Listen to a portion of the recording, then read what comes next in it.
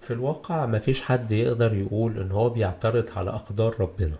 كلنا متفقين على حاجات بنحاول ان احنا نوصلها لبعض، ان كل واحد بياخد نصيبه من الدنيا دي.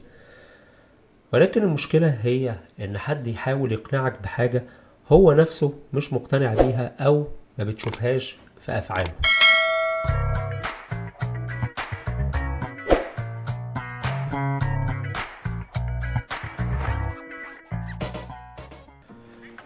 ازيكم جميعا وعاملين ايه؟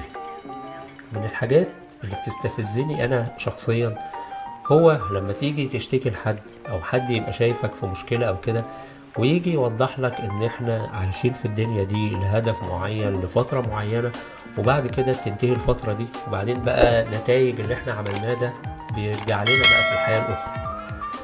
انا هنا مش جاي افسر من ناحية دينية او من ناحية عقائدية، ومش جاي اتدخل في الكلام ده، ولكن انا جاي اتدخل في نقطة واحدة بس. الشخص دايما اللي هو بينصحك ويقولك ان دي دار فناء، وان مش لازم قوي تزعل على حاجة ضاعت منك او حاجة انت ما وصلتلهاش او حاجات انت مش قادر تحققها.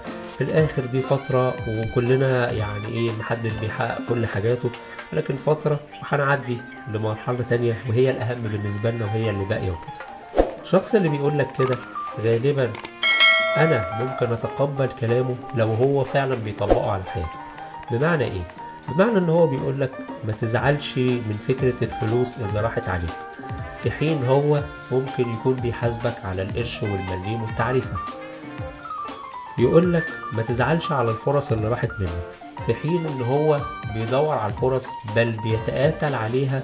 ومعلش يعني لو وصل الامر ان هو يذل نفسه عشان يحصل على الفرصة دي، ما بيتأخرش ان هو يعمل ده في مقابل حصوله على الفرصة. انا ممكن اتقبل اي حاجة في الكلام عادي جدا لو هي وجهة نظره، ولكن الحاجة اللي انت عمرك ما بتتقبلها من حد كونك انك ما تبقاش مقتنع بان ده رأيه فعلا هو بيطبقه في حياته. يعني زي ما بنقول ان فاقد الشيء لا يعطيه. لو انت شايف ان الشخص ده اكتر اهتماماته مادية، فهو بينصحك انك ما تبقاش مادي، انت هتقتنع بكلامه ليه؟ الغريب بقى في الموضوع، او اكتر حاجة انا عايز اتكلم عليها، هو ايه الميزة او ايه اللي هو بيجده ان هو ينصحك بحاجة هو نفسه ما بيعملهاش. يعني هو لو متضايق او هو قدامه فرصة زي ما بنقول مش هيضيعها، طب ليه هو بينصحك ويحاول ان هو زي ما بنقول كده يهديك على الفرص الضايعة وعلى كل الحاجات دي؟ هو ده بقى النقطة اللي بتبقى فعلا محتاجة تفسير ومحتاجة تبرير ومحتاجة تحليل للسلوك ده.